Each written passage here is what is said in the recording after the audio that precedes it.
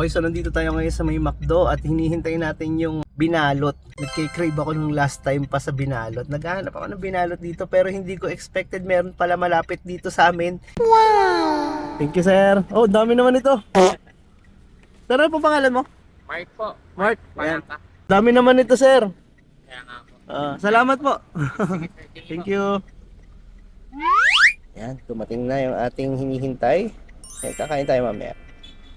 Kung saan may masarap sa pagbilaw, pupuntahan natin yan! Lahat ng presyo sa merkado ay nagtaasa na. Pero ibahin mo ang binalot at silog ni Batute. Sa halagang 35 pesos ay mabubusog ka na. Marami rin nga palang pamimilian. Pwedeng solo o pang pamilya. Dahil tumatanggap din sila ng order na pang maramihan. Click nyo lang yung kanilang Facebook page for more info. Samahan nyo muna akong kumain.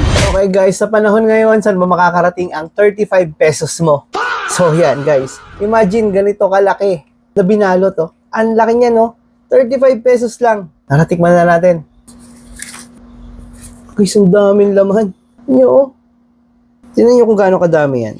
Tikman na natin. First bite.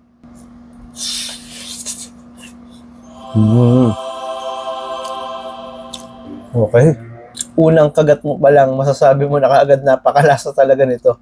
Guys, walang bola. Ang sarap nito.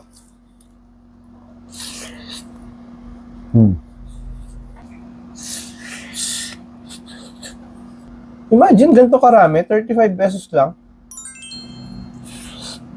Grabe. Seriously guys, na-enjoy ko to.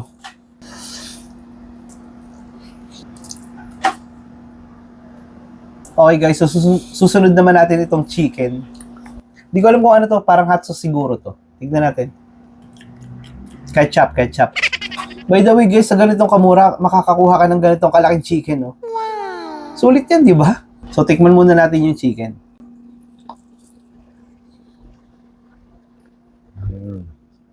Pinaghandaan din talaga kasi yung breading nila, malasang malasa. Tapos, napakalambot ng chicken, juicy sa loob. Tingnan nyo. Yun pa naman ang gusto ko sa mga manok. Partner natin sa kanin, tara.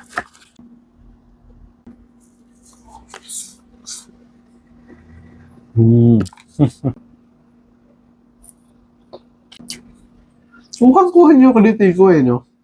Iba talaga kapag kalutong bahay no? Alam mong pinaghandaan, hindi ka titipirin sa lasa. Ganito guys, yung mga pagkain na kahit araw-araw ko kainin o kahit anong oras sa bawat araw, okay sa akin. Yung tipong mga hindi mo pagsasawaan.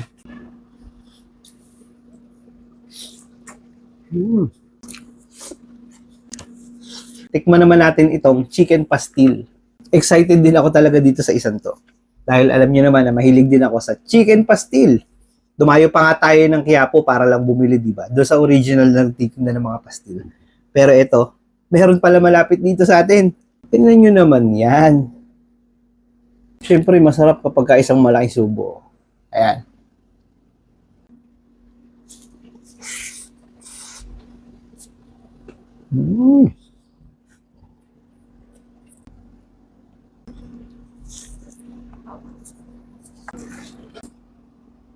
Sigurado mapaparami ka ng kain kapag gantong pastil ang ihahain sa iyo. Araw-arawin ko pati. Isunod naman natin itong pork. Kita mo naman kung gaano kalaki, di ba? Talo ka pa ba dyan? Ngayon naman, tikman natin. Malambot siya.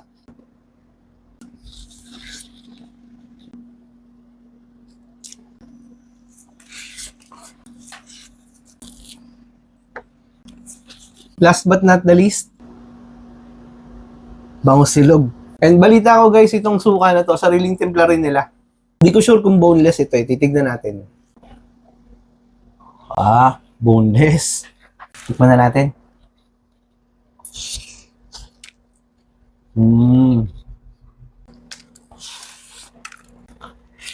Di ba kayo nalulugi?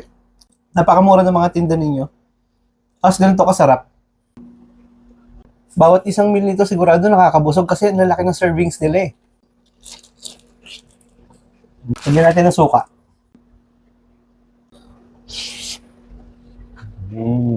Pati suka, pinaghandaan. Ganun ba naman talaga kagaling? Sarap ng pagkakatimpla ng suka nila. Sana titinda rin sila ng suka, no?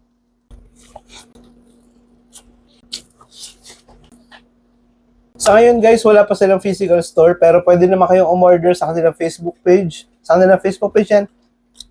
Shoutout din nga pala kay Ma'am Ira sa pinadala nilang masasarap na foods. Sulit na sulit ang bawat presyo ng product ninyo kasi napakamura, napakasarap pa.